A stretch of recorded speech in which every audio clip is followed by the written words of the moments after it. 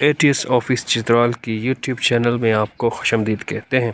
گھر بیٹھے ریسکیو 1122 کے لیے کس طرح اپلائی کر سکتے ہیں، اس ویڈیو کو آخر تک دیکھیں۔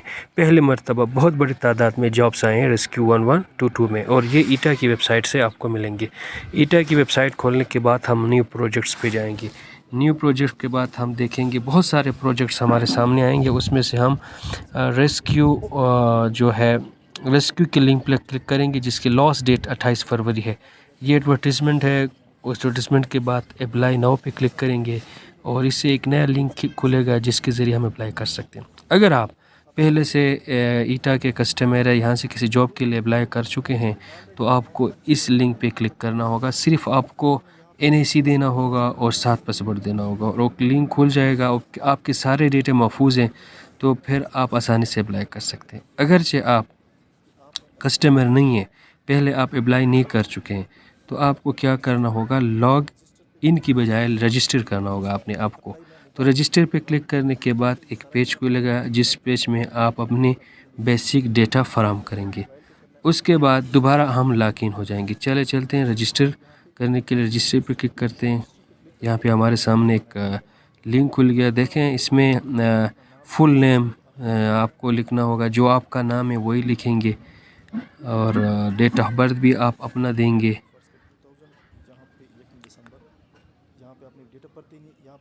اس کے علاوہ CNIC اپنا CNIC دیں گے، یہ میں فرضی CNIC دے رہا ہوں، ٹھیک ہے جی۔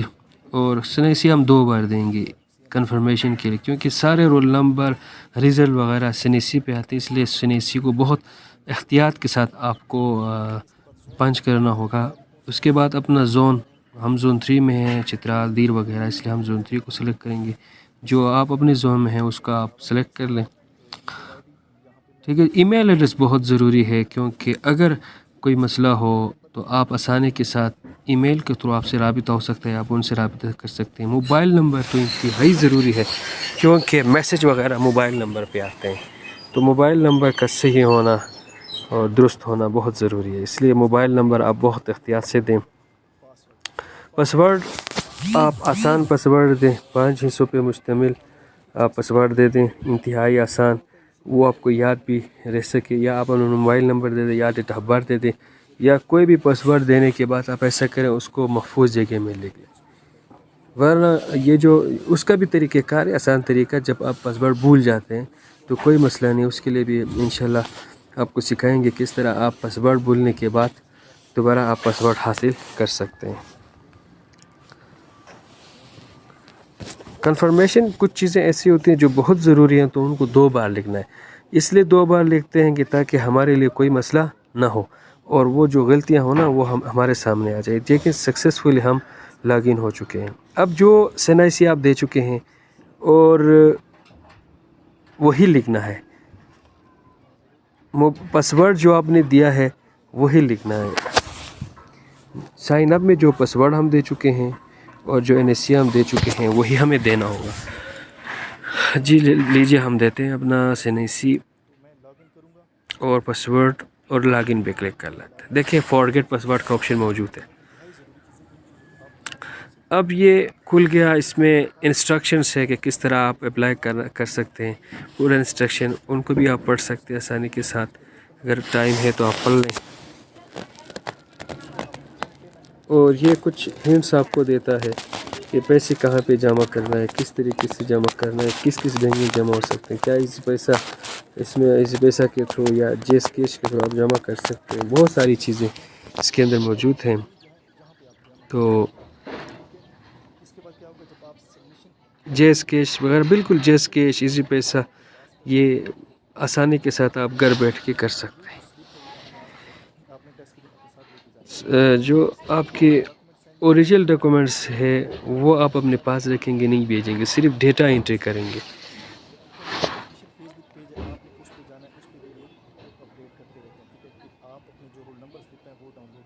SMS کے ذریعے، ویب سائٹ کے ذریعے، ای میل کے ذریعے آپ کو بتا دیا جائے گا ٹیسٹ کب ہے، انٹرویوز کب ہے۔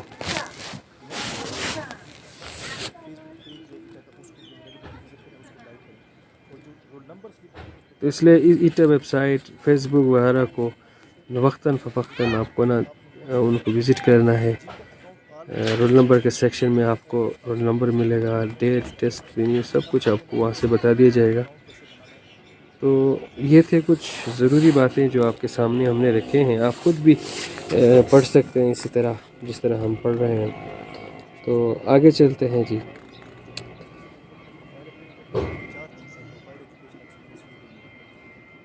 ڈیش بورڈ میں ہم مزید کچھ چیزیں کر سکتے ہیں۔ اپ ڈیٹ پروفائل کر سکتے ہیں، اس کے بعد ایجوکیشن۔ سب سے پہلے اپ ڈیٹ پروفائل میں جاتے ہیں۔ کچھ چیزیں ہمارے مس ہوئے تھے نا، سب کچھ ہم نے رجسٹریشن میں تو نہیں لکھا تھا سائن اپ ہوتے ہوئے، تو جو چیزیں مس ہیں وہ ابھی لکھیں گے۔ مثال کے طور پر والد کا نام وہاں ہم سے نہیں مانگا تھا، ابھی لکھنا ہے۔ اور ای میل ایڈریس وہاں پہ لکھ چکے ہیں۔ جینڈر ہم نے نہیں لکھا تھا، وہ ہم نے لکھا ہے۔ ریلیجن ہم نے نہیں لکھا تھا، وہ بھی ہم کریں گے۔ ایڈریس بہت ضروری ہے۔ ایڈریس پوسٹل ایڈریس وہ ایڈریس ہوتا ہے جہاں آپ کو خط و کتابت ملتا ہے، وقتی طور پر کسی جگہ میں رہتے ہیں اس کو کہتے ہیں۔ اور پرماننٹ ایڈریس وہ ہے جہاں آپ کا گھر ہے۔ تو بہت سارے لوگ کام کے سلسلے میں اپنے گھر میں نہیں ہوتے، اس لیے پوسٹل ایڈریس دے سکتے ہیں، نہیں تو آپ پرماننٹ ایڈریس ہی دے سکتے ہیں۔ موبائل نمبر پہلے سے لکھا ہوا ہوتا ہے، ایک اور موبائل نمبر یہاں پہ ضرور آپ دے دیں، تاکہ ایک پہ اگر آپ سے رابطہ ہو سکے تو دوسرے میں آپ کے ساتھ رابطہ ممکن ہو سکے۔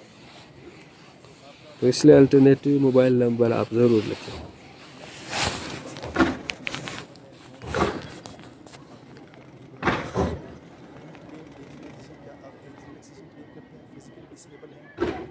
بھی یہ زون وغیرہ پہلے ہو چکے ہیں۔ تو اب کچھ چیزیں ہیں آپ ایج ریلیکسیشن، ایج لمٹ سے آپ کا ایج لمٹ زیادہ ہونا تو ایج لمٹ سے تو آپ ریلیکسیشن لے سکتے ہیں۔ اگر ہے تو کم ہے تو ٹھیک ہے، کوئی مسئلہ نہیں۔ ریلیکسیشن کچھ ڈسٹرکٹس کے لیے ہیں، کچھ ڈویژنس کے لیے ہیں۔ ڈسیبلٹی کوئی معذوری آپ کا ہو تو آپ لکھ سکتے ہیں کہ یہ معذوری ہے، تو آپ آٹومیٹیکلی ڈسیبلس کے میرٹ میں آئیں گے۔ اس کے علاوہ آپ کی ہائر ایجوکیشن کیا ہے وہ یہاں پہ آپ کو پٹ کرنا ہے۔ ایسا نہیں میٹرک لکھ لیں، اگر آپ کے پاس ماسٹر ہے تو آپ ماسٹر پہ کلک کر سکتے ہیں۔ اسی طریقے سے آپ کی جو پروفائل ہے وہ اپڈیٹ ہوا، یہ اپڈیٹ پروفائل میں کلک کریں تو یہ محفوظ ہو جائیں گے، ورنہ نہیں محفوظ ہوں گے، پھر آپ کو دوبارہ کلک کرنا ہوگا۔ ایجوکیشن پہ آتے ہیں۔ ایجوکیشن میں اس طرح آپ کو چیزیں اپلوڈ کرنے ہوں گے، میٹرک سے لے کے یا کہ بعد دیگر آپ اپلوڈ کریں گے۔ سب سے پہلے آپ میٹرک اپلوڈ کریں گے، پھر انٹرمیڈیٹ، پھر 14 ایجوکیشن، پھر 16 ایجوکیشن، اور اسی طرح ماسٹر ایم فل، جتنا بھی آپ کے پاس تعلیمی اسناد ہیں وہ آپ اپلوڈ کریں گے۔ اس میں ضروری چیز کیا ہے وہ بھی میں آپ کو بتاتا ہوں۔ سب سے پہلے آپ میٹرک سے سٹارٹ کر لیں، ایڈنگ ایجوکیشن میں کلک کر لیں تو پہلا آپ کو آئے گا ایس ایس سی آئے گا۔ تو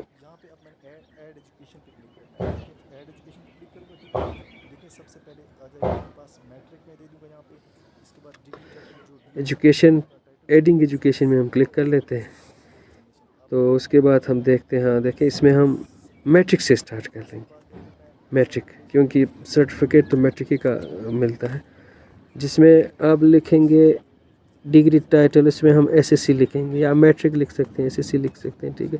سب سے ضروری چیز رزلٹ ڈکلیریشن ڈیٹ، یہ آپ نہ بولیں۔ مثال کے طور پر رزلٹ ڈکلیریشن ڈیٹ آپ کا ایڈورٹیزمنٹ کے بعد ہو تو آپ کو نوکری نہیں ملے گا۔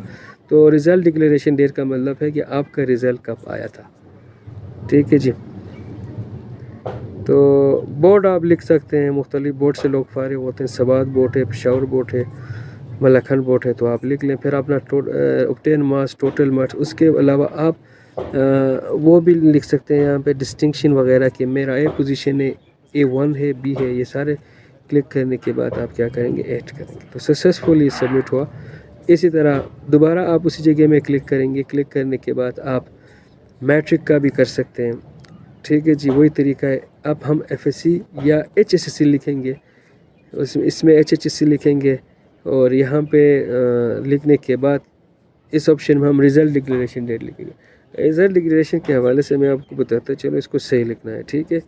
رزلٹ ڈکلیریشن کا مطلب یہ ہے کہ آپ کے ڈی ایم سی کے نیچے رزلٹ ڈکلیریشن ڈیٹ لکھا ہوا ہے۔ دو طرح کے ڈیٹس وہاں پہ ہوتے ہیں، ایک رزلٹ ڈکلیریشن ڈیٹ، ایک D M C issue date. Result declaration کا مطلب یہ کہ کس دن آپ کا رزلٹ اناؤنس ہو چکا ہے۔ تو یہ وہی باقی اوبٹین مارکس لکھنا ہے، اور ٹوٹل مارکس لکھنا ہے، اور پھر آپ کو ڈویژن بھی لکھنا ہے کہ کس ڈویژن میں ہے، اور اگر آپ کے پاس کوئی بڑا A1 B1 جو ہے وہ بھی آپ نے یہاں پہ کرنا ہے۔ اس کے بعد ہم دو ہمارے 8 ہو گئے ہیں، اسی پہ ایڈنگ میں کلک کریں گے۔ کلک کرنے کے بعد پھر ہم 16 ایئر ایجوکیشن اور اس سے آگے بھی ہمارے پاس ایم فل وغیرہ وہ ایڈ کر سکتے ہیں۔ باقی وہی چیزیں ہیں جو 2 میٹرک اور HSC میں ہم نے آپ کو دکھایا ہے کہ اس طرح آپ کر سکتے ہیں۔ اس کو میرے خیال میں دونوں آپ خود کر سکتے ہیں۔ آگے جاتے ہیں ایکسپیرینس پہ۔ ایکسپیرینس کا مطلب یہ ہوتا ہے، اس میں آپ بہت غور سے سن لیں کہ ایکسپیرینس جب آپ یہاں پہ لکھتے ہیں تو اس کا آپ کے پاس سرٹیفکیٹ ہونا بھی لازمی ہے۔ ایسا نہ ہو کہ صرف ایکسپیرینس لکھ لیں آپ کے پاس سرٹیفکیٹ نہ ہو۔ اس لیے آپ پہلے ایکسپیرینس سرٹیفکیٹ حاصل کریں اور اس کے بعد اس میں آپ ایڈ کر لیں۔ ٹھیک ہے جی، آپ کس ڈپارٹمنٹ میں ہیں، آپ کس ڈیزگنیشن کیا ہے، ٹھیک ہے جی، کتنا ایکسپیرینس ہوا، اسٹارٹنگ ٹائم کتنا ہے اور اینڈ کتنا ہے، یہ سب کچھ آپ کو لکھنا ہوگا۔ اور یہ آپ کے جو ایکسپیرینس سرٹیفکیٹ ہے نا اس میں مینشن ہونا چاہیے، ادروائز یہ قابل قبول نہیں ہے۔ اس لیے پہلے اسے اپنے سرٹیفکیٹ بنا کے رکھیں، یا آپ نے یہاں پہ جو ڈیٹس دیے ہیں اس کے حساب سے بنا لیں۔ فرق ہو جائے گا تو پھر آپ کی ایکسپیرینس کاؤنٹ نہیں ہوگا۔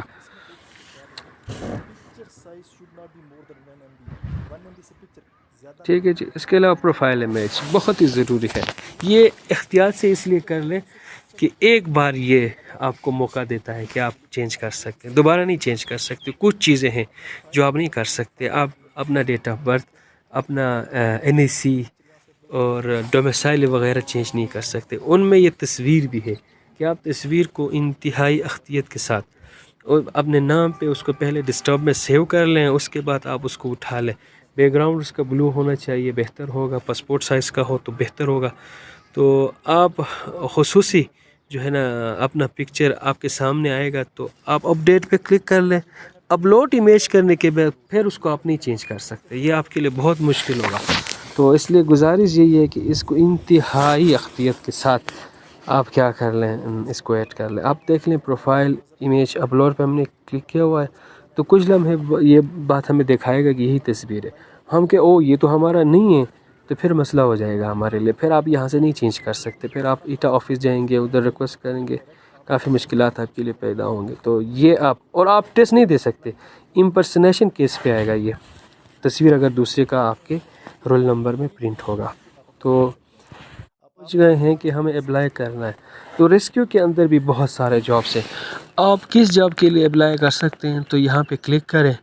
کلک کرنے کے بعد وہ ریسکیو والے جابس آپ کے سامنے آئیں گے۔ یہاں سے آپ سلیکٹ پوسٹ نیم، جس جاب کے لیے ان میں سے کوئی جاب آپ سلیکٹ کر سکتے ہیں اپنی ایجوکیشن کے لحاظ سے۔ آپ سلیکٹ کرنے کے بعد پھر آگے جا سکتے ہیں۔ آپ نے سلیکٹ کیا کہ یہاں پہ جو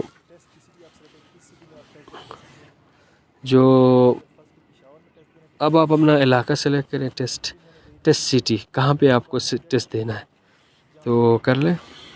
اپنے علاقہ پشاور، آپ پشاور کر سکتے ہیں، لیکن کچھ چیزیں ایسی ہیں جو ڈومیسائل کی بنیاد پہ آئے گا، لیکن یہاں پہ آپشن دیا گیا ہے کہ آپ ٹیسٹ سینٹر اپنی مرضی سے کر سکتے ہیں۔ تو پشاور انہوں نے کر دی، دیکھیں یہ اپلائی ہوا۔ اپلائی ہونے کے بعد اس میں دیکھیں یہاں پہ لکھا ہوا ہے کہ پیمنٹ ناٹ ویریفائڈ۔ کیا لکھا ہوا ہے؟